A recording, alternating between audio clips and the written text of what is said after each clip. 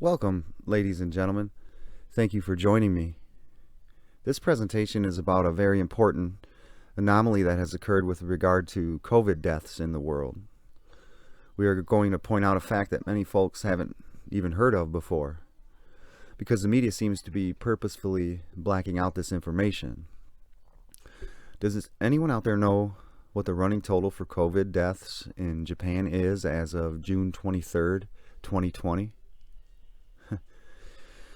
955 people. 955 people died from COVID-19 in Japan. Anyone know what the population of Japan is? It's 126.5 million. Does anyone know what this percentage is? What percent of the Japanese population died from COVID? It's not 1%. It's not 0.1% or even 0.01%. It's less than 0.1000%. What was the totals as of June 23rd for the U.S.? 122,000 deaths. This is with a population of 330 million and amounts to about 1/30th of a percent. 1/30th. Compare this now again to the Japanese percentages. It's a mind-boggling difference, folks. Let's compare huge cities. Tokyo has 37 million people living in it. New York City, 8.3 million. New York is 4.5 times smaller than Tokyo, population-wise. Tokyo saw 320 COVID deaths, while New York saw 17,636. This is startling. Folks, we aren't comparing some large city in some third world country to Tokyo. We're comparing what many call the greatest city on earth, one of the greatest, most modern, civilized cities in the great country of America. And this city is 4.5 times smaller than Tokyo. How does one reconcile these numbers rationally? So New York, a city 4.5 times smaller than Tokyo, has 53 times more COVID deaths. This can't just be an accident, an anomaly. It can't be that Japan is more sanitary, as they didn't even lock down, while anything left open in the U.S. was washing windows, doors, and counters about every 4 or 5 minutes per new COVID standards that were put in place, like in New York. It's not because New York is more densely populated either. There must be some kind of an explanation. And just to put a little more context on this, let's see what happens when we give Japan the U.S. percentage rates. When you give Japan the U.S. death rate percentage of 1/30th, then Japan should be showing 46,581 deaths. But they haven't even cracked 1,000. Has anyone seen this on the news? If not, why? Shouldn't this be something that is plastered across every major network worldwide? Beating the odds? I mean, we have the whole world shut down. No sports, no gyms, still, no full capacity buildings. Everyone forced to wear masks. Mass hysteria going on over this in some places. Fear, stress. And here we have an anomaly. Finally, a glimmer of light within this whole thing. Sweet hope. I'm sure this info is being hashed, dissected, analyzed, and analyzed again by the World Health Organization, the National Institute of Health, etc. And is being presented to the good people of the world as we speak, no? Well, no, it's not. In fact, many of you may have never even seen these numbers. Why isn't this news front and center? 955 people. Japan must have acted early and implemented a mass country lockdown early on in the year. Nope. Abe did indeed take action on March 5th, declaring a state of emergency. However, this state of emergency was nowhere close to what was done in the U.S. From Wikipedia. During such a period, governors of affected areas will receive the following orders. Number 1, to instruct residents to avoid unnecessary outings unless they are workers in such essential services as healthcare and public transportation. Number 2, to restrict the use or request the temporary closure of businesses and facilities, including schools, social welfare facilities, theaters, music venues, and sports stadiums. 3, to expropriate private land and buildings for the purpose of erecting new hospitals. And 4, to requisition medical supplies and food from companies that refuse to sell them, punish those that hoard or do not comply, and force firms to help transport emergency goods. Under the law, the Japanese government does not have the authority to enforce citywide lockdowns. Apart from individual quarantine measures, officials cannot restrict the movement of people in order to contain the virus. Consequently, compliance with government requests to restrict movements is based on, quote, asking for public cooperation to protect people's lives and minimize further damage to the economy. End quote. Asking for public cooperation. So this emergency lockdown was only a request that could not be completely enforced. This lockdown request did not cover the whole country, only select cities. The lockdown request was subsequently added nationwide, but not until April 16th. And then, on May 21st, Abe began to lift some cities out of the lockdown request. 955 deaths countrywide for a population of 126 million. I'm sure by now you guys have heard of the malaria drug named HCQ. I think it's called hydroxychloroquine.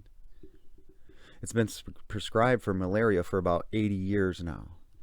In fact, Dr. Tedros of the WHO, the African who has tons of experience with this kind of stuff, dealing with it for decades in Africa for malaria, a pill that costs pennies.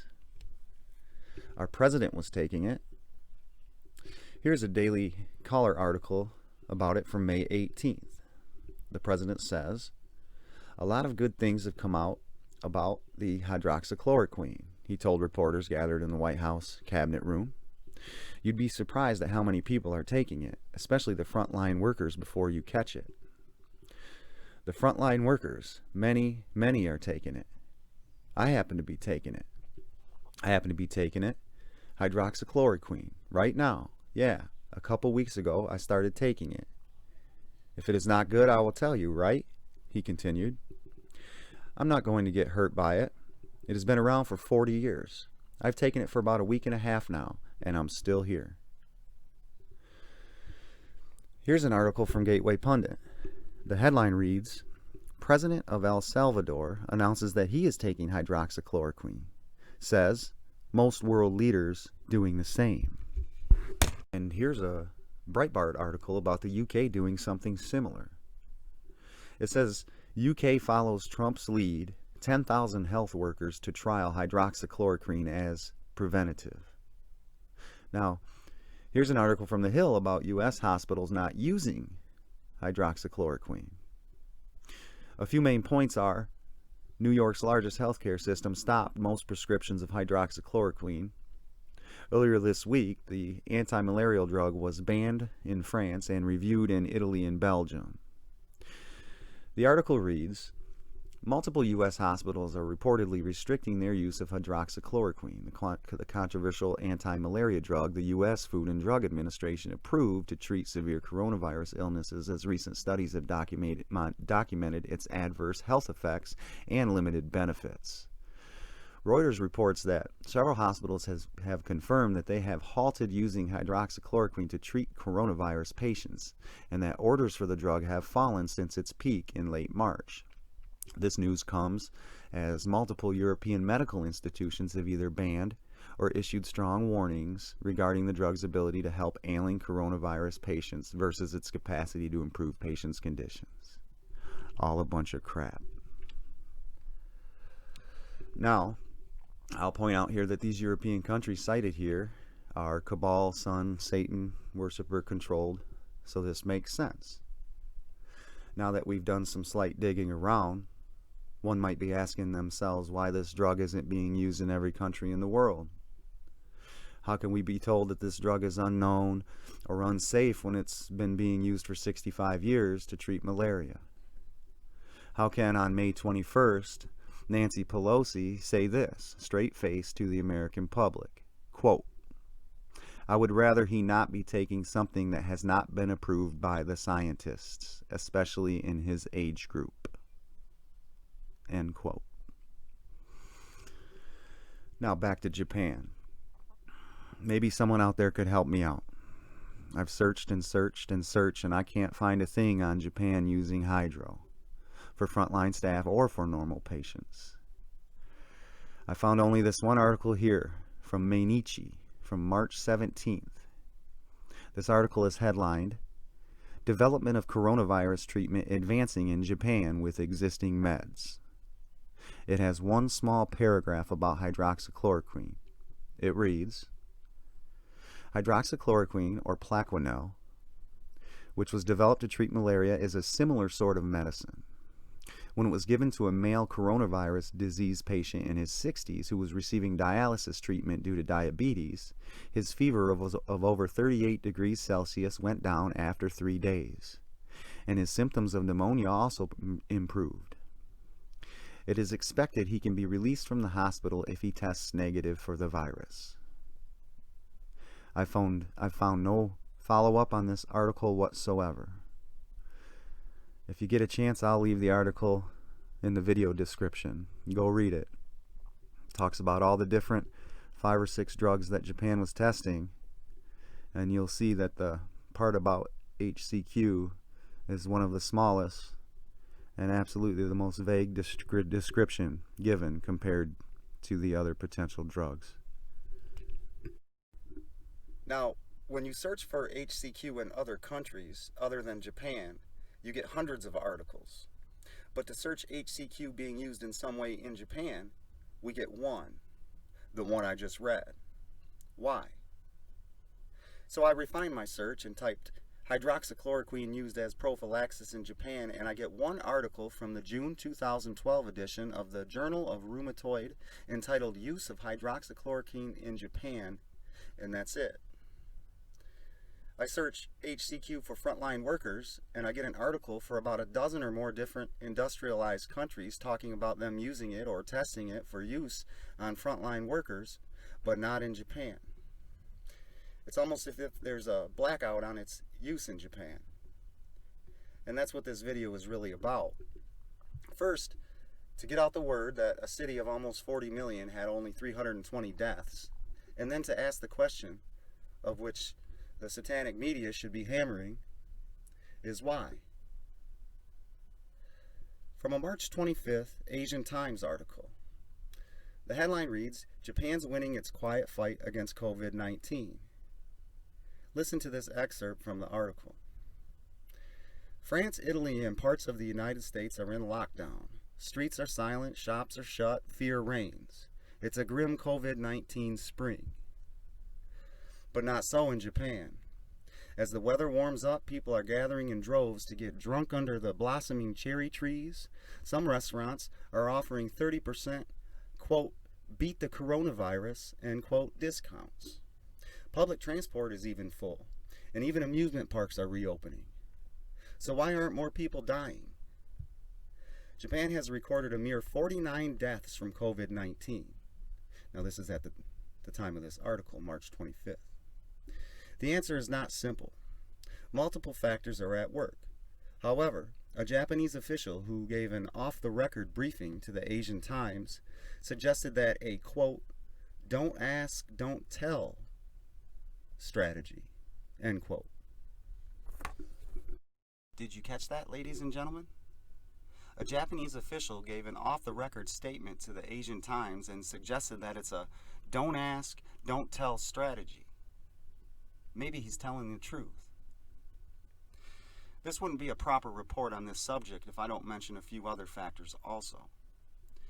Here's a Breitbart article about Dem Govs putting COVID patients in nursing homes. This article goes over the inordinate deaths in nursing homes in Michigan and other states and shows how Michigan Governor Whitmer is blocking any COVID death info from nursing home patients going public. So much for transparency. Here's a New York Post article about Cuomo, the New York governor, packing his COVID patients into nursing homes, entitled "Cuomo to Blame for COVID Spreading Through Nursing Homes." Clearly, many of you out there are making some connections here. Now here's a recent Breitbart article entitled "Exclusive. Seema Verma, Cuomo, other Democratic governors, coronavirus nursing home policies contradicted federal guidance." The article is very damning. Seema Verma, the administrator for the Centers for Medicare and Medicaid Services, told Breitbart News exclusively that New York's Democrat Governor Andrew Cuomo and other Democrat governors originally issued guidance that contradicted federal guidelines for nursing homes battling the coronavirus pandemic. "I just want to make it very clear that our guidance was absolutely crystal clear," Verma said in an exclusive interview last week. "It was clear and unmistakable. Any insinuation to the contrary is woefully mistaken, and at best, dishonest at worst. We put our guidance on March 13th. It's very clear when it says that. I'm actually going to read this to you. It says that, when should a nursing home accept a resident who is diagnosed with COVID-19? It says a nursing home can accept a resident diagnosed with COVID-19 and still under transmission-based precautions, which means if this person is infectious, you have to take precautions. It says, as long as the facility can follow CDC guidance for transmission-based precautions. It says, if a nursing home cannot, it must wait until these precautions are discontinued. Meaning if you are not able to care for this patient, somebody is still positive, and you're not equipped to care for this patient, then you shouldn't accept the patient into your care. That's really important because long-standing discharge, when you're discharging a patient from the hospital, long-standing guidelines require when you transfer them somewhere, you transfer them to a place that can take care of their needs, whether they're going home or they're going to a nursing home or some other facility. Verma added later that it is disingenuous for Democrats such as Cuomo to claim that they were following federal guidelines when they were not. I think the most important thing, though, is I think it's disingenuous to try to undermine the federal guidelines, Verma said.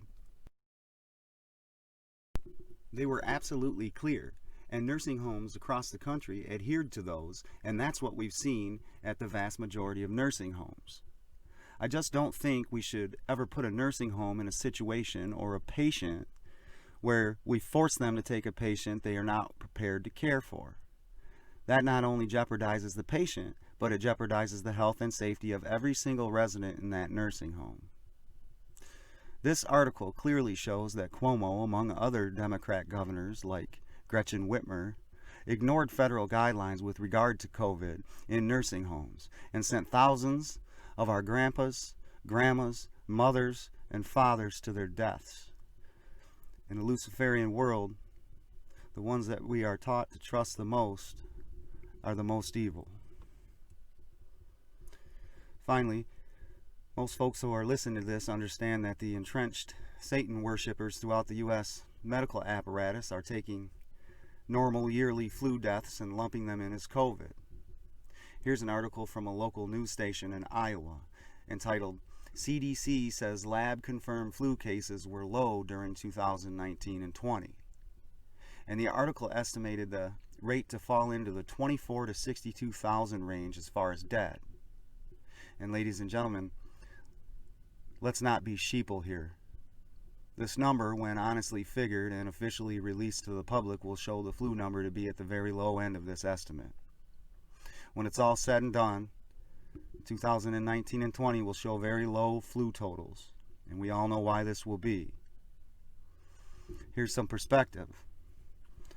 Flu death totals for 2018 and 2019 show 35,000 dead from the flu. 2017 and 18 show 61,000 dead. In 2016 and 17 shows 38,000 dead. This year will show 24,000 or less, and even this number may well be manipulated into being too high in order to hide their deception of lumping flu deaths in with COVID, hence raising the death rate and hence raising the fear rate of the public. In closing, dear listeners, I'd like for you, if you're capable, to plaster this information everywhere you can.